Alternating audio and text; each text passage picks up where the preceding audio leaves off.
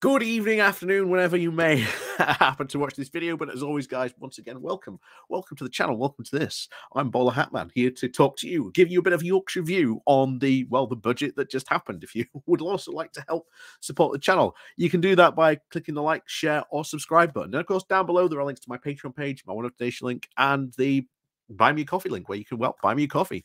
And as always, guys, do remember to ring the bell as well. So, the budget. The budget. And for weeks, there was a lot of speculation. How is Jeremy Hunt going to handle the budget? Because Sunak's entire premiership has pretty much been built and based around the fact of, I need to be careful to avoid having a rebellion. Because if I have a rebellion, I've either got to give in. And if I give in, well, as we saw just a couple of weeks ago, not just a couple of months ago now, at the beginning of the year, with the green energy initiatives, he had to give the net zero scrutiny group a coal mine to try and keep them on side. So you now have a prime minister who is not only worried about rebellions, but a rebellion about that initial rebellion. And if you give in to one side, well, now I have to give in to the other. So this is a very, very tight tightrope that Sunak is walking. Something so far, certainly with this budget, he has managed to maintain. Now, there were no big surprises. In fact, the only surprise was, of course, the pension announcement, which essentially was, he has announced that the lifetime pensions allowance, this is the maximum amount of money a person can have in their pension pot before actually paying tax on it, would be abolished altogether.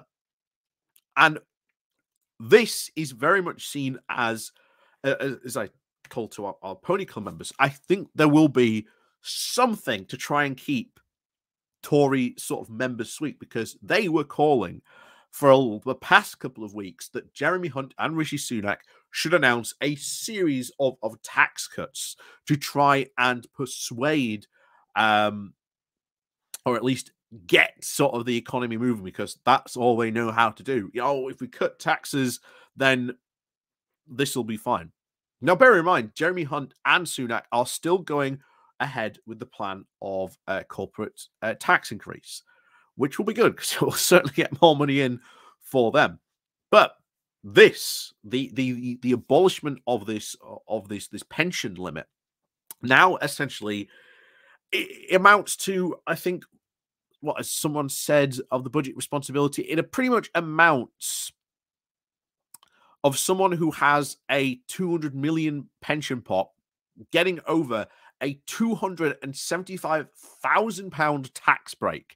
And it would also, as a lot of people are also now pointing out, could create a massive loophole for inheritance tax. Because the government takes in a lot, there is, put it this way, inheritance tax should be one of the biggest ways the government can actually make a lot of money, especially taxing the million and billionaires that profit from this with massive inheritance loans. And of course, there are numerous ways they get around this, all sorts of loopholes.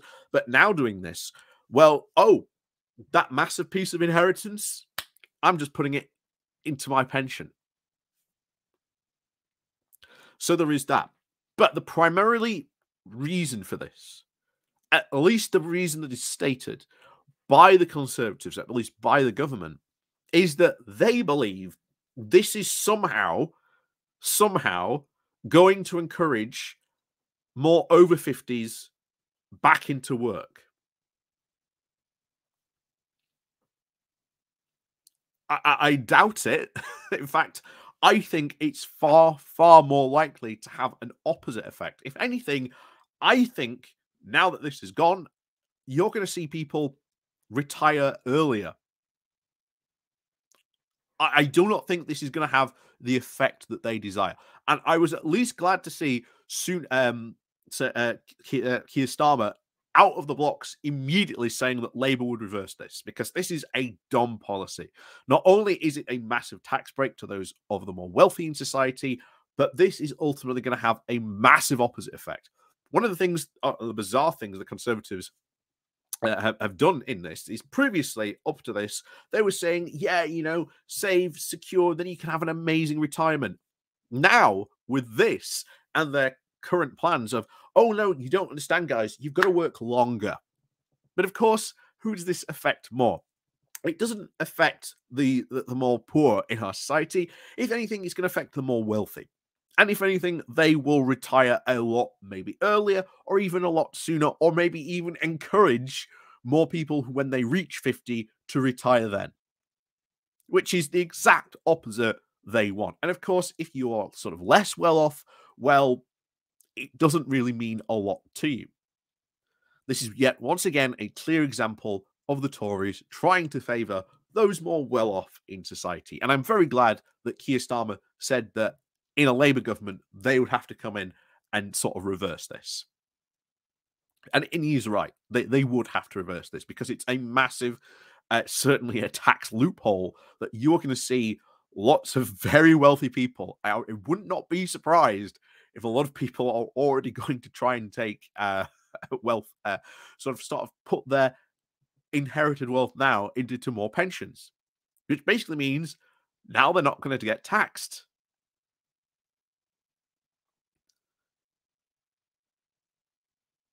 So ultimately, I think this was what I talked about there being something thrown to the Conservatives, to the backbenchers to keep them sweet.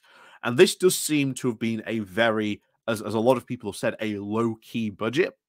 And I think it is absolutely the case. There were no big surprises other than the pension one. Everything else that Jeremy Hunt had announced had already been announced weeks before by the Treasury or in other places. So there was nothing really new for Conservatives to rebel about except the pensions. But I think that was put in just to make sure that there would be no rebellions. So far, there is no sign of any potential backbench rebellions. He has very much kept his Tory MPs on side, so there will be no budget rebellion. At least for now. We'll see what happens, of course, later on. Like I say, inflation still causing a lot of trouble.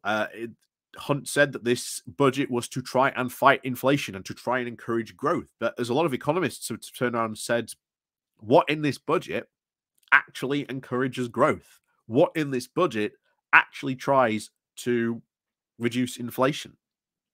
You know, one of the big things that we've said, you know, as part of our leftist ideology, I suppose, you know, certainly the sort of, you know, the economics I like to see, and something that has been proved time and time again, one of the biggest drivers in growth in a country is actually government spending. The more a government actually spends in the economy, the more it actually invests, the more growth a country sees. But of course, this is not lining up with conservative ideology. That's not something they want to do because as far as they're concerned with that, oh, well, that's socialism. So that's why we saw no extra money given to social services, to public services, or anything like that whatsoever in this budget, which was really going to pretty much ensure that the strikes that we've seen are going to continue. So, as they always say, we'll see you all next time. But yeah, this budget, low-key, but I think done in a way to try and keep his Tory MPs rebelling, because there is certainly a sense in among the Conservative Party that they can rebel pretty much any time they want and get away with it. So we'll see what happens in the future, but trust me, I think we're still headed for an election this year. I can't tell you when exactly. I think the May local elections are going to be big. As I said, guys, get out, make sure you register to vote. I think you've got until, I think you might have missed the in-person voting, but I think the postal voting goes until April. Correct me if I'm wrong. I posted it a couple of weeks ago back, but yeah, make sure you get out and vote. Obviously, that will have a big impact on the Tories. So spread that message. So As always, thank you very much for watching. Like I say, if you do want to help support the channel, like I say, please do click the like, share, and subscribe button. And of course, down below, there are links to my Patreon page, the one donation link called Buy Me Coffee, where you can buy me coffee. And of course, as always, guys, we'll see you all next time.